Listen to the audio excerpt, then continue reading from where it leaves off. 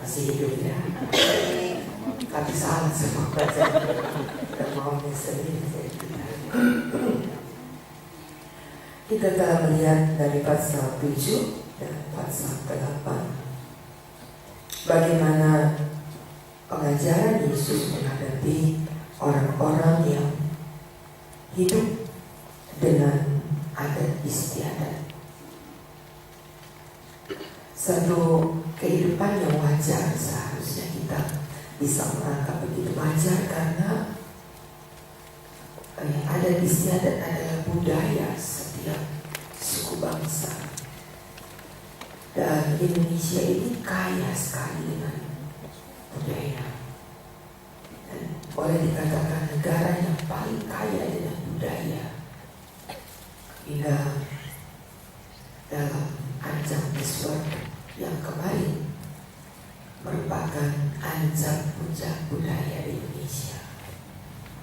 Mereka berpakaian berbagai daerah itu pun nggak cukup waktunya.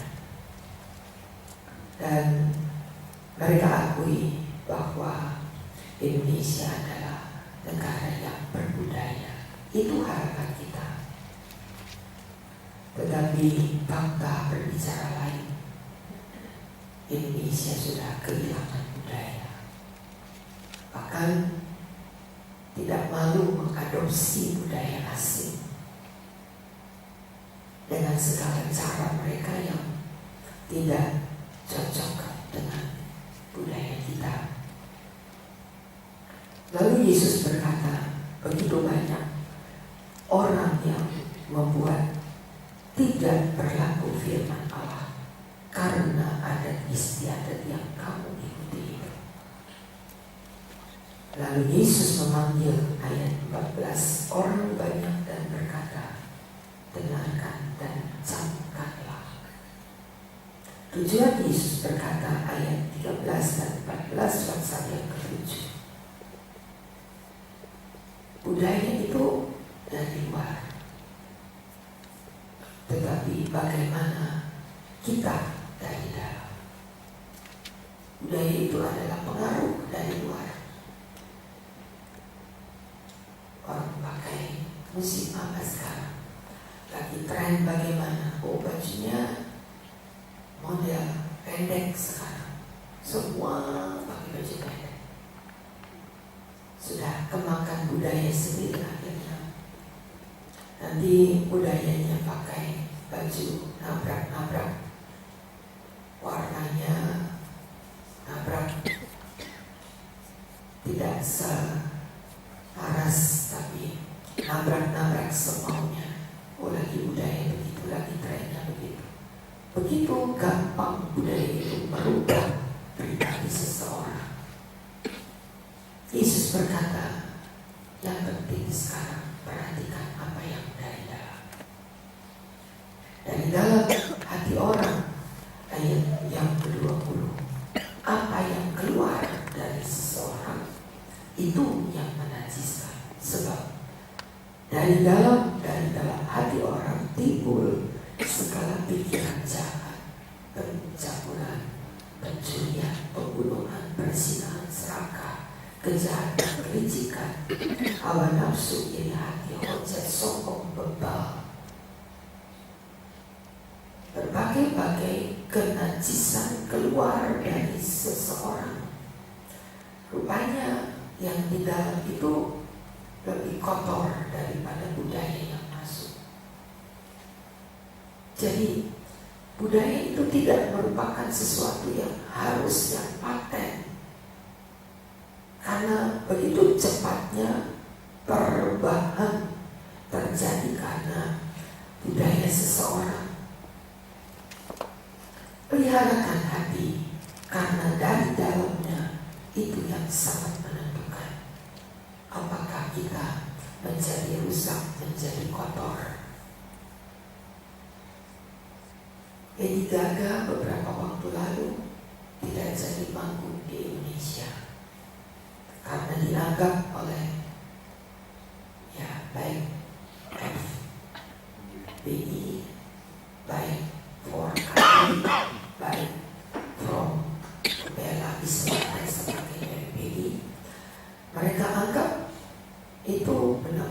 merusak budaya bangsa. Banyak yang menentang dan mengatakan bahwa apakah tidak lebih rusak akhlak orang Indonesia. Pertentangan itu begitu banyak, tetapi satu hal yang ingin Yesus katakan, jaga hatimu. Sesuatu yang najis itu bukan dari luar masuk ke dalam, tapi dari dalam yang keluar. Allah tidak pernah bekerja dari luar ke dalam, tapi kerja Allah adalah dari dalam keluar.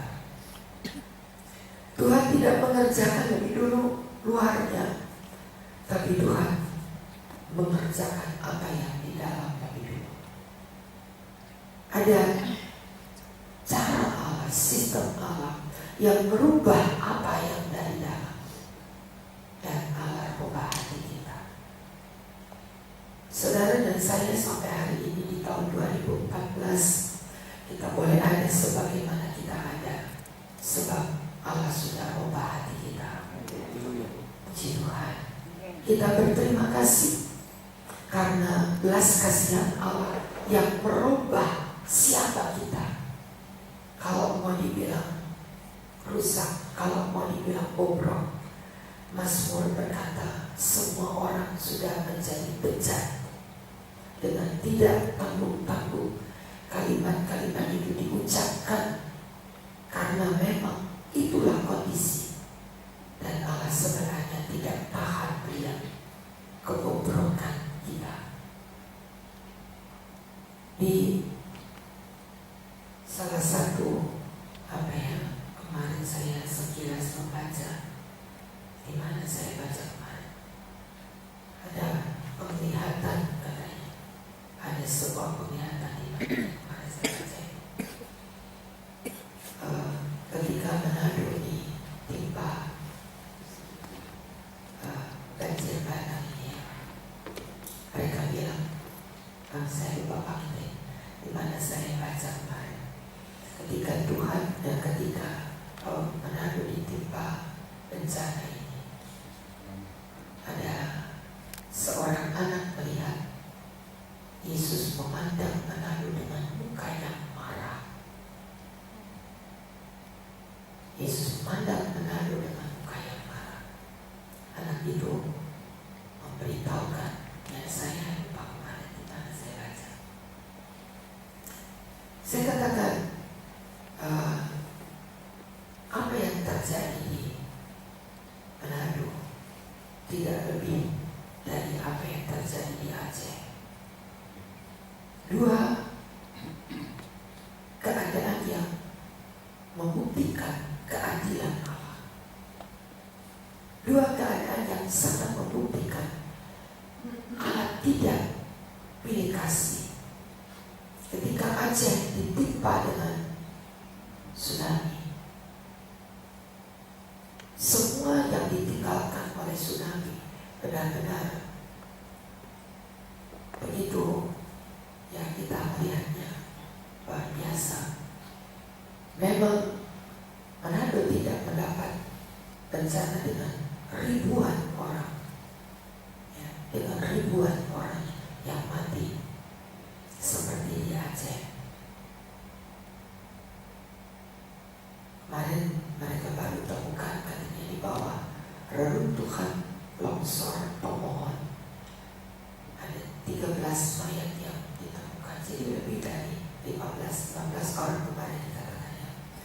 Tapi ketika mereka lihat ada timbunan longsor di Tomohon, mereka coba dengan beberapa banyak bantuan, mereka coba bongkar dan baunya sudah sangat menyengat.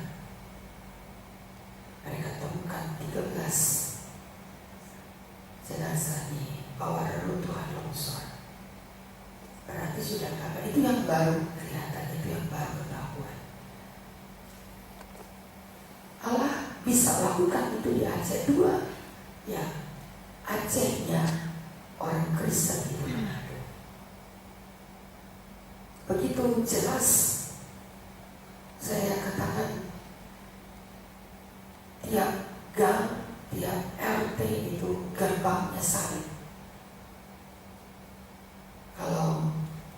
izinkan saya ke Manado, lihat itu semua salib besar. Tapi sekarang jadi kalau mau dibilang malu kita. Gimana Tuhannya orang Kristen? Kalau mereka mencemooh begitu, gimana Tuhannya orang Kristen? Saudara, perhatikan selama musibah ini tidak ada orang yang menyinggung agama. Bencana cuma bencana. Sekarang gimana? Kalau Aceh begitu, ya kita berkata itu kok orang-orang jahat di sana, orang Kristen tidak boleh beribadah. Sekarang kalau di Manado terjadi perkara ini, apa yang Tuhan sudah tunjukkan di Manado? Apa yang Tuhan tunjukkan dengan kondisi ini? Bukankah sama ibadah kita yang diperhatikan? Kalau dari pasal 7 kita bicara tentang kemunafikan ayat 6, Ibu Nana, pasal 7 ayat 6. Jawabnya kepada mereka, kenapa membuatnya saya tentang kamu, hai orang-orang munafik, sebab ada tertulis, bangsa ini memuliakan aku dengan bibirnya, padahal hatinya jauh daripada aku. Ya, satu lagi berada boleh. Cuma mereka beribadah kepadaku, sedangkan ajaran yang mereka ajarkan ialah perintah manusia. Ya, percuma mereka beribadah kepadaku. Percuma. Di Manado itu tidak ada orang tidak ke gereja. Boleh dikatakan semua orang kenal Tuhan. Semua kampung, semua gang itu kota orang beragama. Tapi kita lihat bagaimana kerasnya pukulan Allah. Ada mobil yang tertimbun lumpur, sedalam badan mobil tertimbun lumpur. Kita nggak tahu. Tetapi kemarin Bapak siapa itu di televisi mengatakan kita perlu waktu lama untuk mengenali Manado. Karena banjir bandang itu meninggalkan lumpur yang luar biasa. Sebadan mobil yang terdampar dengan ditutupi lumpur. Memang bukan tsunami, tapi keadaan yang kita lihat bagaimana hujan yang begitu lebat bisa membawa mobil seperti kapal mainan anak-anak. Rumah bisa terbawa begitu. Dan kalau Tuhan berkata, mereka bangsa ini memuliakan aku dengan bibirnya, padahal hatinya jauh daripada. Percuma ibadah seperti itu, katanya percuma mereka beribadah kepadaku, sedangkan ajaran yang mereka ajarkan cuma perintah manusia. Perintah Allah kamu abaikan, adat istiadat engkau pegang. Sekali lagi Allah cuma perhatikan bagaimana ibadah kita. Sekali lagi saya harus berkata bahwa hari-hari ini pertimbangkan ibadah yang semacam itu. Kita sudah lelah-lelah, saudara sudah lelah pagi bangun sementara hari hujan seperti ini, sangat nyenyak tidurnya, sangat enak kita tidur dengan selimut yang semakin rapat, mata dan kita buka, semakin enak memang. Tapi kita sudah tinggalkan semua itu dan saudara berupaya, bukan dengan sekedarnya, berupaya saudara jalan dari rumah datang ke tempat ini, dan saudara bukan dari tempat yang dekat, Ibu Erna ini dari Cililitan. Kalau saudara rumahnya di Cililitan, boro-boro bangunnya, boro-boro bangun, coba sudah lelah, sudah berupaya kita duduk sama-sama doa pagi. Tapi yang Tuhan ingin lihat, sertai dengan hati yang tulus, sertai ibadah kita dengan hati yang mencintai Tuhan dengan sebenarnya. Allah sedang begitu sangat memperhatikan ibadah kita. Begitu sangat. Allah begitu sangat menilai ibadah kita hari-hari ini. Allah izinkan semua perkara ini kita alami untuk melihat kemurnian ibadah kita. Apakah masih ada yang bisa menghambat ibadah kita? Atau kita mulai berkata, Tuhan, apapun yang terjadi, aku tetap ingin tetap beribadah. Kita gak bisa prediksi besok hujan atau tidak. Kita berdoa, kita minta Tuhan berikan cuaca udara yang baik sepanjang hari besok, sehingga anak-anak dapat beribadah. Itu doa kita pasti. Tapi kalau ada hujan, apakah kita tetap dengan niat kita beribadah? Kebutuhan kita untuk ibadah itu melampaui kondisi apapun, karena kita sangat butuh Tuhan hari-hari ini. Kita nggak tahu kita harus berlari kemana. Kita tidak tahu harus berlindung kepada siapa. Tidak ada satu daerah yang bebas bencana. Kalau kemarin saya katakan bagaimana air terjunnya gara-gara itu sudah membeku. Sudah tidak ada lagi aliran air. Suhu 26 minus 26 derajat minus di Niagara, hingga air terjun sudah membeku dan tidak ada air yang bisa diminum, karena semua ketika air dituang dari botol-botol minuman sudah jadi es. Begitu dituang, begitu jadi es. Keadaan ekstrim dalam suhu, dalam cuaca udara tidak bisa diprediksi. Tapi apakah kita tetap punya hati yang rindu beribadah? Apakah dalam kondisi seperti ini kita masih berkata, Tuhan, aku hanya punya satu pilihan, yaitu percaya, berdoa, mencari Tuhan, beribadah dengan semakin lebih bersungguh-sungguh. Tuhan ingin menemukan hati-hati yang seperti itu. Tuhan sangat ingin menemukan ada jiwa-jiwa yang mencari Allah dengan hati yang sungguh membutuhkan Tuhan. Tidak ada alasan lain bagi kita untuk bermain dalam ibadah. Persoalan-persoalan kecil, singkirkan itu, tetapi arahkan hati kita, arahkan ibadah kita dengan semakin tulus. Wanita Silo Fenisia yang ditolak, yang nolak ini Yesus. Yesus yang menolak di pasal 7 ayat yang ke-24 sampai ayat yang ke-30. Yang menolak ini Yesus.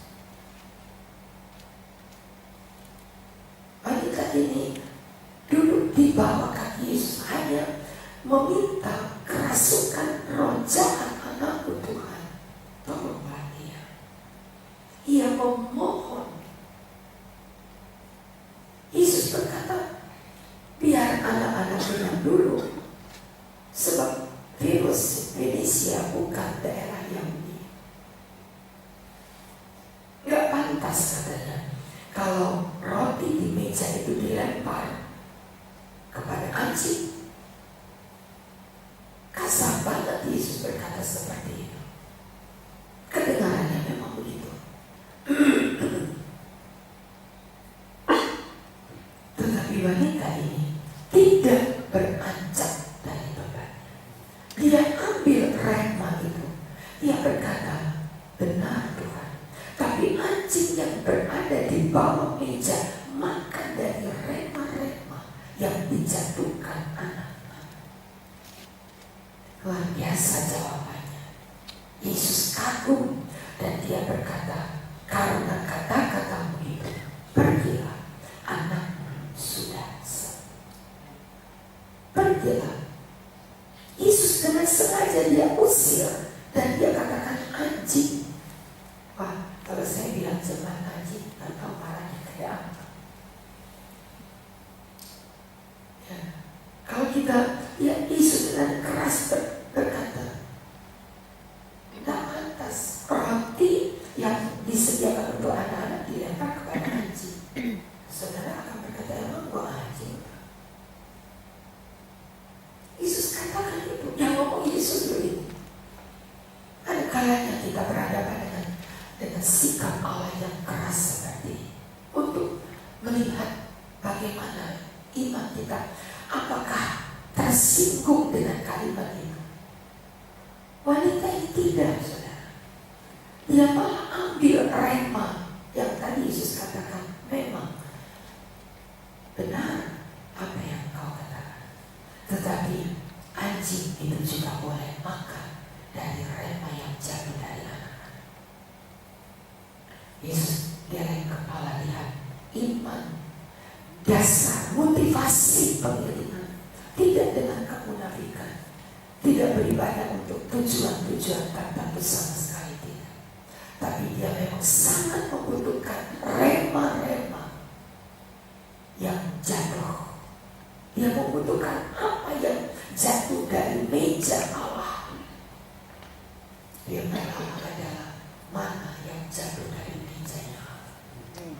Dan kita makan dan kita mendapat pertolongan. Setiap hari kita boleh menikmati ada rema-rema yang dijatuhkan dari meja Allah. Gak apa-apa, mau dibilang anjing kek, mau dibilang ular kek, mau dibilang cacing kek, apa saja. Yang penting anakku sembuh. Hatinya tidak berubah, kalaupun itu ditengking, itu diusir, itu ditolak.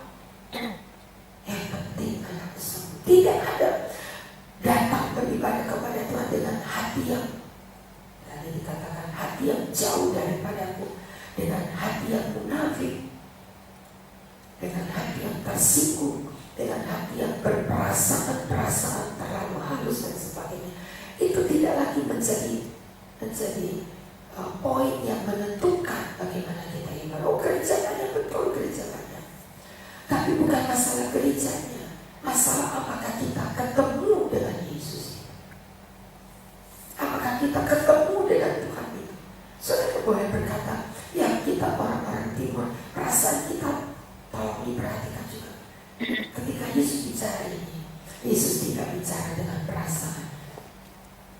Murid-murid berkata dalam Yohanes pasal yang ke-6, ketika Yesus berbicara tentang roti, tadi kita bahas juga tentang roti. Kita tadi baca di beberapa ayat pasal yang ke-8. Ada roti untuk 4.000 orang, ada roti untuk 7.000 orang. Kita baca tadi berapa ketut roti dan sebagainya. Ketika ayat-ayat ini dibahas, maka Yohanes pasal 6 berkata, Yohanes 6, karena bicara sama, bicara soal roti juga. Dari ayat 25 bicara tentang roti hidup. Dan pasal yang ke-60, setelah mendengar semua ini, banyak murid Yesus ayat 60 berkata, perkataan ini keras, siapa yang sanggup mendengarnya? Yesus yang bicara tentang roti yang empuk.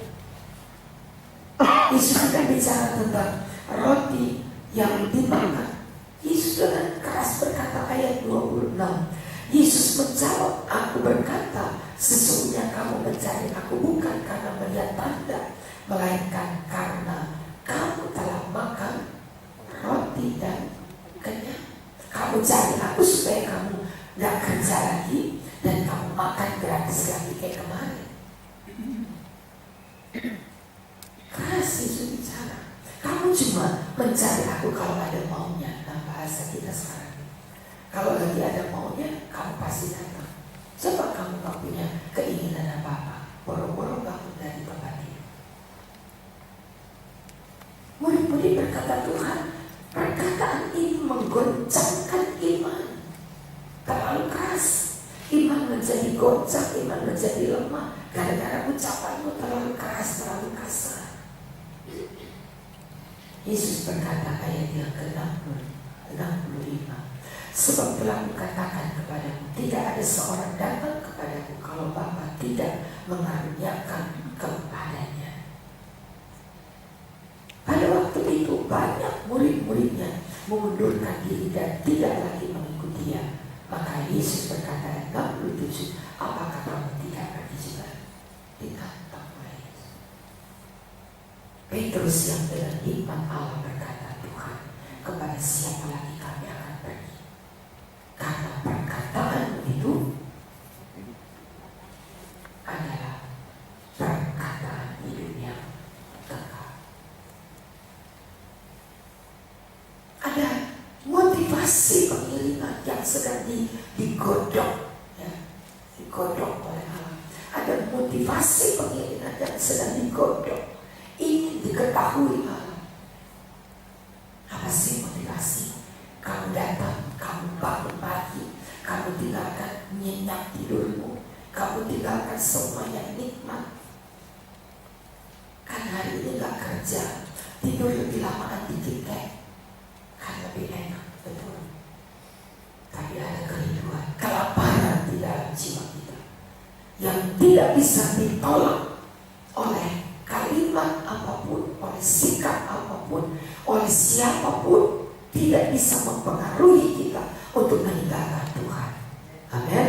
Pegang baik-baik dan berusaha untuk semakin melekat hari-hari dalam pertentangan, kalau kita katakannya, sementara kondisi alam yang sangat menegangkan ini. Berarti kita semakin membutuhkan, semakin kita diperhadapkan dengan keadaan-keadaan sekeliling kita yang mungkin berusaha untuk mengenyahkan, mengusir kita dari hadapan Tuhan. Tadi saya ingin saudara ambil satu keputusan dalam hidupmu. Aku hanya mencari Tuhan. Aku hanya membutuhkan Tuhan. Aku hanya mencari Tuhan. Dan tidak ada satupun yang dapat mempengaruhi aku untuk tinggalkan Tuhan. Silakan saudara, bawa dirimu semakin dekat kepada Tuhan. Kita doakan sehingga besok Tuhan izinkan dari pagi sampai sore diberikan cuaca udara yang baik. Kalaupun ada hujan, Tuhan kiranya melihat jam ibadah kita tidak akan mempengaruhi jam ibadah kita hingga tidak ada jemaat yang kehilangan kesempatan. Kita sedang membutuhkan, sangat membutuhkan Tuhan, saudara. Saya katakan, saudara punya duit, itu daerah-daerah yang terkena bencana di Manado, itu daerah kaya, pusat kota, daerah-daerah orang kaya. Tapi dalam keadaan kekayaan seperti itu, duit ditaruh di muka pintu, air gak bisa lihat duit, saudara. Gak bisa lihat duit. Air gak lihat, oh ini toko orang kaya, oh ini perusahaan orang kaya, ini gereja orang kaya, gak bisa. Coba kita perhatikan, tidak ada satu upaya apapun yang kita bisa taruh di muka bencana lalu bencana itu minggir. Tidak ada. Tapi kalau saudara baca kitab Keluaran, ketika bencana itu datang, malaikat maut itu lewat di Mesir, tidak ada satu rumah yang tidak kena. Tapi rumah orang-orang Israel yang punya tanda darah, mana bahaya itu lewat. Nah, kira-kira seperti itu pegang firman Tuhan. Rumah-rumah kita, rumah jemaat Tuhan yang punya tanda darah, bukan tanda darah ayam lalu kita oleskan pada jalan ditemukan. Hidup kita sudah ditembus oleh darah. Di tiap-tiap hidup yang menjadi umat tebusan Allah, maka bencana mara bahaya itu lewat. Malaikat itu gak masuk ke rumah, lewat. Di mana ada rumah yang ada tanda darah, di sana ada pemeliharaan. Ini yang sangat saya tekankan, biar kita tahu persis